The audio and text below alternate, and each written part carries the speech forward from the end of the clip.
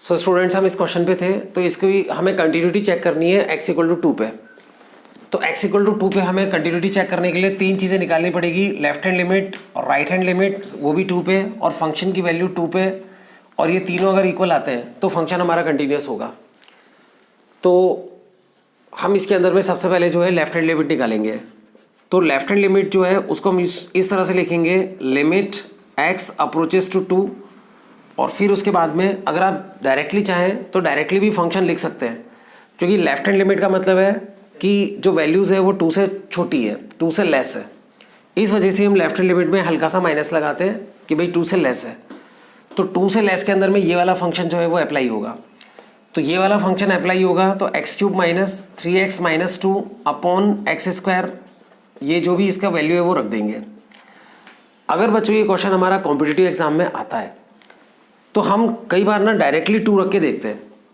अच्छा, एक चीज़ मैं फिर से बता दूं, ये 2 माइनस का मतलब है, 2 माइनस का मतलब -2 नहीं है, वो 2 ही है। तो हम इसके अंदर में ना डायरेक्टली 2 रख के देखते हैं।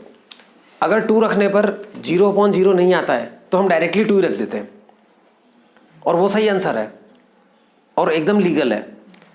लेकिन हमने इसको चेक कर लिया है, डायरेक्टली अगर इसमें 2 रखते हैं तो ऊपर भी 0 आएगा, नीचे भी 0 आएगा। तो इस वजह से अब हमें इसे सॉल्व करना पड़ेगा। तो सॉल्व करने के लिए हम इसके अंदर में सब्स्टिट्यूशन मेथड लगाएंगे।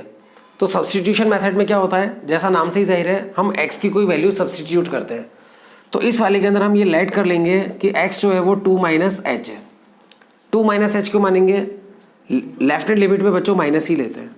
अगर यहाँ राइट हैंड लिमिट होती तो हम यहाँ 2 प्लस लिखते हैं और फिर हम जो है 2 प्लस एच लेते हैं। फिर उसके बाद में हम यहाँ पे देखेंगे कि जब x 2 को अप्रोच करेगा देन h जो है वो 0 को अप्रोच करेगा, क्योंकि ये दोनों चीज़ें एक दूसरे की पूरक है। देखो h जब 0 को अप्रोच करेगा, h जितना 0 के नज़दीक होता जाएगा उतना ही x जो है वो 2 के नज़दीक होता जाएगा। इन अदर वर्ड्स x जब 2 को अप्रोच करेगा तो h जो है वो 0 को अप्रोच करेगा। h हमेशा 0 को ही अप्रोच करता है, उसमें कोई चिंता नहीं। यही चीज़ लिख देते हैं अपन और यही कॉपी कर देते हैं। कई बार तो बच्चे इतने आदी हो जाते हैं कि ये लिखते वक्त तो उनको मालूम ही नहीं होता कि हो क्या रहा है। h को 0 की तरफ टेंड कराना है। एग्जामिनर भी आदी हो गए, वो बस इसको देखते हैं h अप्रोचेस टू 0 हुआ, चलो आगे चलने दो। फिर उसके बाद में अब हम इसके अंदर ये वैल्यूज़ रखेंगे। तो इस लिमिट की जगह, ये लिमिट की जगह h अप्रोचेस टू 0 आ जाएगा, और x को हमने 2 माइनस एच माना है, तो जहाँ जहाँ भी x होगा वहाँ पे हम 2 माइनस एच रख देंगे। तो यहाँ पे 2 माइनस एच रख देंगे, यहाँ पे भी x को हम 2 माइनस एच रख देंगे, और ये हमारा -2 है ही, और अपॉन में यहाँ पे भी हम इसको 2 माइनस एच रख देंगे, और यहाँ पे भी जो है वो 2 माइनस एच रख देंगे, और ये +6 है। अब इसके बाद हम इसको आगे सॉल्व करेंगे। तो सॉल्व करने में क्या है, इसको a minus B whole cube से खोलेंगे, इसको a minus B whole square से, ये भी ब्रैकेट खोलेंगे, सारे ब्रैकेट खोलने पड़ेंगे। तो इसको a minus B whole cube से खोलेंगे तो ये 8 माइनस 6h स्क्वायर, नहीं एक minute, a cube minus -12h plus 6h square minus h cube आएगा ये वाला, और -3 से मल्टीप्लाई करके इस ब्रैकेट को खोलेंगे तो -6 प्लस 3h आएगा, और ये जो -2 है ये अपनी जगह पे, और अपॉन में इसको होल स्क्वायर से खोलेंगे a minus B whole square से, तो ये 4 minus 4h plus h square, और -5 से इसको मल्टीप्लाई करेंगे तो -10 प्लस 5h हो जाएगा, और ये +6 है। तो इस तरह से हमने इसको सिंप्लीफाई कर लिया। बाहर की लिमिट जो है अभी चलेगी, अभी हम सिंप्लीफाई कर रहे हैं अंदर वाले को, लिमिट का भी कोई काम नहीं हमारा हुआ है। अब उसके बाद में क्या है, यहाँ पर ये 8 -6 और -2 ये कैंसिल हो जाएंगे, और इसमें भी नीचे +4 और +6 +10 बनेंगे, -10 से कैंसिल हो जाएंगे। एल्जेब्रिक क्वेश्चंस में जनरली नंबर्स जो है वो कैंसिल हो जाते हैं, जनरली क्या, हमेशा नंबर्स जो है कैंसिल हो जाते हैं। फिर उसके बाद में हम इसको सिंप्लीफाई करेंगे, तो इसमें h क्यूब की एक टर्म है, फिर h स्क्वायर की एक टर्म है, फिर h की जो है वो 2 टर्म्स है, तो -12h प्लस 3h ये -9h हो जाएगा, ठीक है। और नीचे वाले में क्या है, h स्क्वायर की टर्म है, हाईएस्ट टर्म, -5h प्लस ये कितना हो जाएगा, h हो जाएगा। उसके बाद में जो हमारे ऐसे एल्जेब्रिक क्वेश्चंस होते हैं अपॉन ऊपर नीचे फ्रैक्शन में, उसमें इस स्टेप के बाद में ऊपर नीचे से आराम से एक एक एच जो है कॉमन आता है। इसमें से भी एच कॉमन आ रहा है तो अंदर जो है वो ये बचेगा, और नीचे से भी बच्चों जो है वो हमारा एक एच कॉमन आ रहा है h+1, तो इस एच को हम कैंसिल कर देंगे। हर इस तरह के फ्रैक्शन वाले क्वेश्चंस में एच कॉमन आता है तो उसको हमने कैंसिल कर दिया। कैंसिल करने के बाद में हम एच को 0 रख सकते हैं, तो एच को 0 रखेंगे तो देखो ये 0 हो जाएगा, ये 0 हो जाएगा, -9 बचेगा, ये बचेगा ना। और इसमें ये तो कैंसिल हो गया, इसमें एच को 0 रखेंगे तो 0+1 कितना हो जाएगा, 0+1 वो तो 1 होता है, तो ये सॉल्व होकर -9 आ जाएगा। तो इस तरह से हमारी लेफ्ट हैंड लिमिट जो है वो -9 आई। बच्चों मैं आपको एक चीज़ बताऊं, ये टॉपिक 11th क्लास का है और ये जो हमने लिमिट सॉल्व करने के लिए ये जो पूरा मेथड एम्प्लॉय किया है इसको हम लोग सब्स्टिट्यूशन मेथड बोलते हैं। और सब्स्टिट्यूशन मेथड हम हमेशा उस समय लगाते हैं जब है ना x approaches to some other number हो और इस तरह से ऊपर नीचे फ्रैक्शन हो। वैसे लेफ्ट हैंड लिमिट में तो हम हमेशा यही लगाते हैं सब्स्टिट्यूशन मेथड। अब हम इसमें राइट हैंड लिमिट सॉल्व करेंगे, तो आप लोग एक बार वीडियो पॉज करके इसको अच्छी तरह से देख सकते हैं कि एक्चुअली है क्या। अब उसके बाद बच्चों हम लोग राइट हैंड लिमिट जो है उसको सॉल्व करेंगे।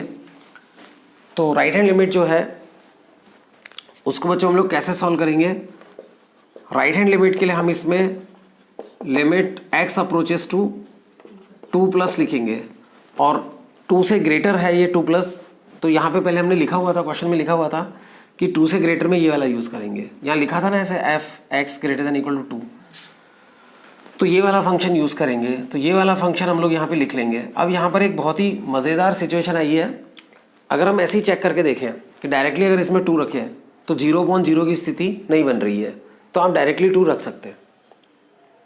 डायरेक्टली अगर 2 रखेंगे इसमें तो ये 2 का क्यूब 8 हो जाएगा, +8 तो है ही, यहाँ 2 रखेंगे तो ये 2 + 2 हो जाएगा, तो 16/4, तो ये सॉल्व होकर 4 आ जाएगा। अभी हम पूरे मेथड से इसको सॉल्व करेंगे तो भी इसका आंसर जो है 4 ही आएगा।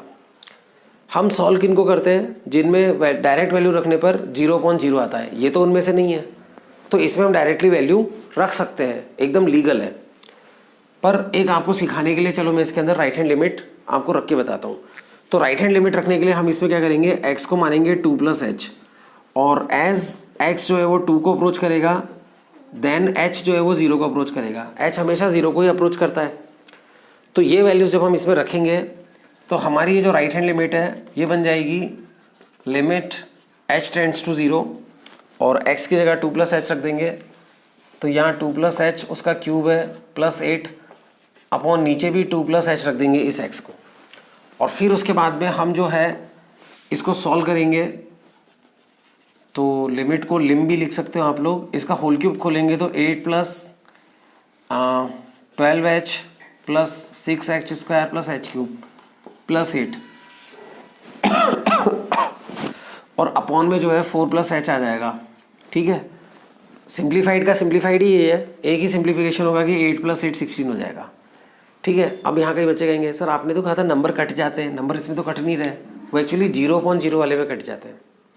ये 0.0 था ही नहीं, इसमें नंबर नहीं कटेंगे, और न इसमें नंबर कट नहीं कटे तो ना h कॉमन आकर कटेगा ऊपर नीचे से, h भी नहीं कटेगा।